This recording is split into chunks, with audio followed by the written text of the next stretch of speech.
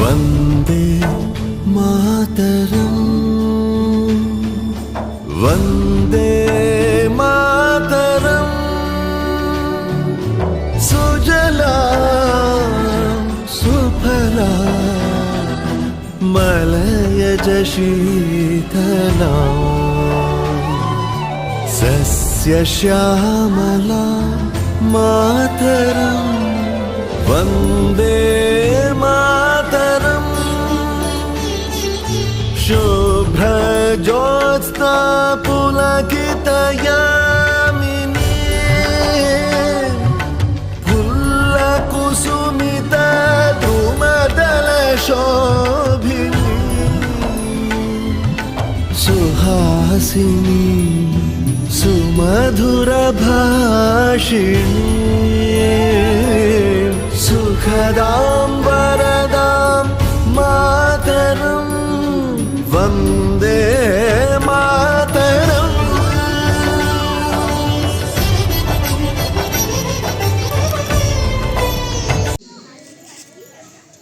ಹಲವಾರು ಭಾಷೆ, ಹಲವಾರು ಧರ್ಮ, ಹಲವಾರು ಜಾತಿ, ಒಂದೊಂದು ಜಾತಿ ಒಂದೊಂದರ ಹಬ್ಬ, ಹಲವೊಂದು ಆಚರಣೆ ಇದೆ.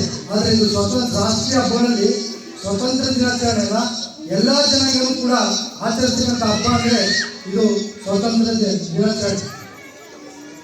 ಇವತ್ತು ಇಷ್ಟೆಲ್ಲ ಸಂತೋಷವಾಗಿ ಸ್ವತಂತ್ರವಾಗಿ ಬದುಕಿದ್ದೀವಿ ಅಂದರೆ ಯಾವ ಬಿಟ್ಟಿ ಕೊಟ್ಟಿದ್ದಲ್ಲ ಅಥವಾ ಸುಮ್ಮನೆ ಬಂದಿದ್ದಲ್ಲ.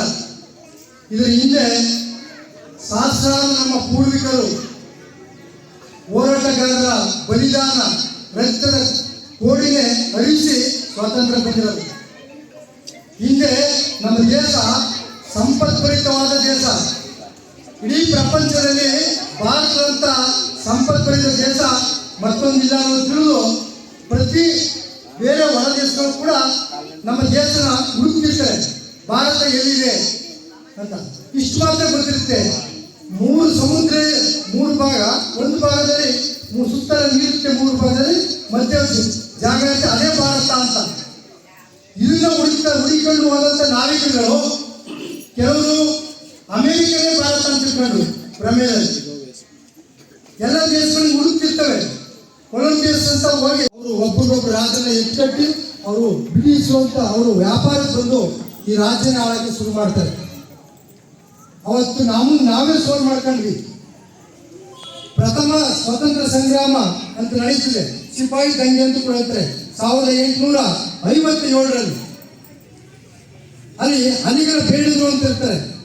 ಬರೀ 250 ಮನೆ ಇರ್ತದೆ.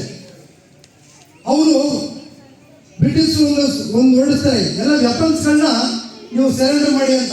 ಈಗ ಸಿಕ್ಕರು ವೆಪನ್ಸ್ ಇಟ್ಕೊಂಡಿರ್ತಾರೆ, ಇಟ್ಕೊಳ್ಳೋದಿಲ್ಲ, ಅದನ್ನೆಲ್ಲ ಸರೆಂಡರ್ ಮಾಡಿ ಅಂತ.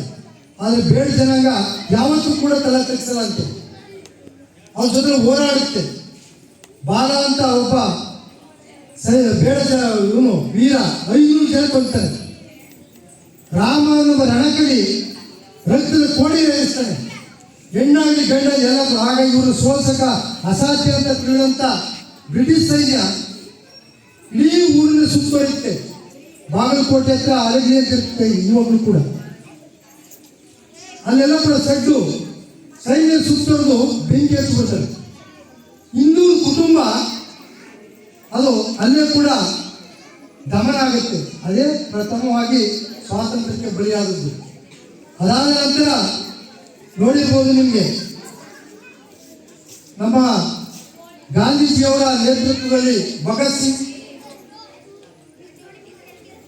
ಸಂಗೊಳ್ಳಿ ರಾಯಣ್ಣ, ಗುರು ಸುಖದೇವ್, ಮಂಗಲ್ ಪಾಂಡೆ ಇದಾದವರೆಲ್ಲ ಕೂಡ ಹೋರಾಟ ಮಾಡಿ ಲಾಲ ಲಜಪತಿ ರಾಯ್ ಎಲ್ಲ ಕೂಡ ಹೋರಾಟ ಮಾಡಿ ತಮ್ಮ ಜೀವನನೇ ಸ್ವಾತಂತ್ರ್ಯಕ್ಕೋಸ್ಕರ ಪಾಪ ಬಲಿಯಾಗಿದ್ದಾರೆ.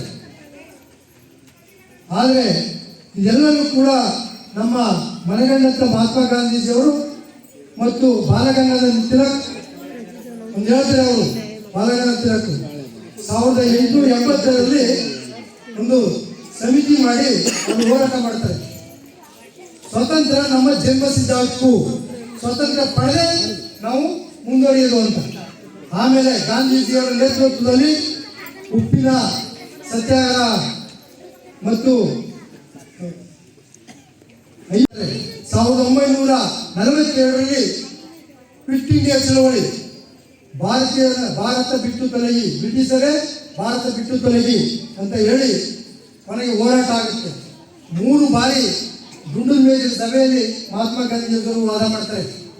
ವಾದ ಮಾಡಿ ನಮಗೆ ಇಷ್ಟು ಕಷ್ಟಪಟ್ಟು ನಮಗೆ ಸ್ವಾತಂತ್ರ್ಯ ಬರೋದು, ಸ್ವಾತಂತ್ರ್ಯ ಅನ್ನೋದು ನಾವೆಲ್ಲ ನೆಮ್ಮದಿಗಿದ್ದೀವಿ. ಇವತ್ತು ಡಿಗ್ರಿ ಓದ್ತಕ್ಕಂಥ ಇಂಜಿನಿಯರ್ ಇರ್ಬೋದು, ಸಾಕಷ್ಟು ಹುಡುಗರು ಇರ್ಬೋದು, ಸ್ವಾತಂತ್ರ್ಯ ಹೋರಾಟಗಾರರ ಹೆಸರೇ ಅಂದರೆ ಒಬ್ರು ಹೆಸರಕ್ಕೆ ಬರಲ್ಲ.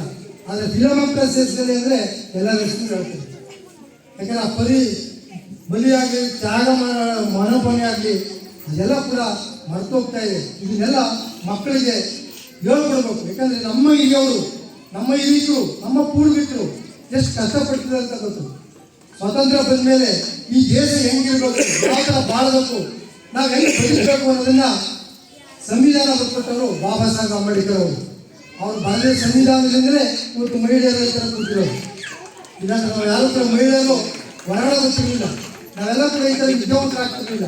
ಇದನ್ನು ಕೂಡ ಜನಗಳಿಗೆ ಅರ್ಥ ಮಾಡಿಸ್ತಕ್ಕಂಥ ಇದನ್ನ ಇರಬೇಕು. ನಮ್ಮ ಗ್ರಾಮದಲ್ಲೂ ಕೂಡ ಇದನ್ನ ಸ್ವಾತಂತ್ರ್ಯ ದಿನಾಚರಣೆ ನಮ್ಮ ಮಕ್ಕಳು ಎಲ್ಲ ಕೂಡ ನೃತ್ಯ ಮಾಡೋದು ಸಂತೋಷವಾಗಿ ಎಲ್ಲ ನೋಡಿದ್ವಿ. ಅವರ ಆದರ್ಶ ಬದುಕುಗಳನ್ನು ನಮ್ಮ ಜೀವನದಲ್ಲಿ ಸ್ವಲ್ಪನಾದರೂ ನಮ್ಮ ದೇಶ ಸೇವೆ, ದೇಶ ನಮಗೇನು ಕೊಡ್ಕೊಳ್ಳೋಕ್ಕಿಂತ ನಾವು ದೇಶಕ್ಕೋಸ್ಕರ ಏನು ಕೊಟ್ಟು ಅನ್ನೋದನ್ನ ಅರ್ಥ ಮಾಡ್ಕೊಳ್ಳಿ. ಯಾವುದೇ ಸ್ಕೂಲ್ಗಳಾಗಲಿ, ಸಹಕಾರ ಇಲಾಖೆಗಳಲ್ಲಿ ರಾಜಕಾರಣ ತರಬೇಡಿ. ರಾಜಕಾರಣ ಮತ್ತೊಂದು ಜಾತೀಯತೆ ಇವೆಲ್ಲ ಹೊರಗಿಟ್ಟು ಇದೆಲ್ಲ ದೇಗುಲ, ಇದೆಲ್ಲರೂ ಕೂಡ ನಮ್ಮ ಮಕ್ಕಳು. ಇದು ಬರ್ತೀನಿ ನಮ್ಮವರು. ಬಾಬಾ ಸಾಹೇಬ್ ಮಾತಾಡಿದ್ದಾರೆ, ನಾನು ಇಲ್ಲಿಗೋಸ್ಕರ ಈ ರಥನ ಮುಂದುವರಿಸಿದ್ದೀನಿ, ನಿಮಗೆ ಒಳ್ಳೆಯದಾದ ಮುಂದಕ್ಕೆ ಈ ರಥನ ತಗೊಂಡೋಗಿ, ಆದರೆ ಕೆಟ್ಟದ್ದು ಮಾಡಬೇಡಿ, ಹಿಂದಕ್ಕೆ ತಳ್ಳಬೇಡಿ ಅಂತ. ಆ ಥರ ನೀವು ಯಾರು ಕೂಡ ಊರಿನ ನಮ್ಮ ಕೈಲಾದಷ್ಟು ಸೇವೆಗಳನ್ನು ನಾವು ಮಾಡಿದ್ದೀವಿ. ನೀವು ಇದನ್ನು ಒಳ್ಳೆಯದಾಗಿ ಮಾಡೋಕ್ಕಾದ್ರೆ ಮಾಡಿ, ಆದರೆ ದಯವಿಟ್ಟು ಸ್ಕೂಲ್ಗಾಗಲಿ, ಸಹಕಾರ ಇಲಾಖೆಗಳಾಗಲಿ ಕೆಟ್ಟದ್ದು ಮಾಡಬೇಡಿ ಅಂತ ಕಳಕಳಿಯಲ್ಲಿ ಕೇಳ್ಕೊತಾ ನಾನು ನನ್ನ ಕರೆದು ಮಾತಾಡೋಕ್ಕೆ ಅವಕಾಶ ಕೊಟ್ಟ ಎಲ್ರಿಗೂ ಅನಿಸಿ ನನ್ನ ಮಾತನ್ನ ಮುಗಿಸ್ತೀನಿ. ಜೈ ಹಿಂದ್, ಜೈ ಕರ್ನಾಟಕ.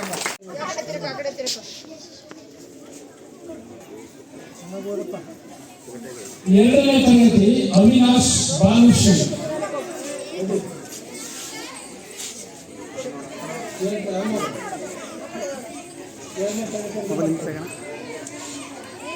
ಎರಡನೇ ತರಗತಿ ಅವಿನಾಶ್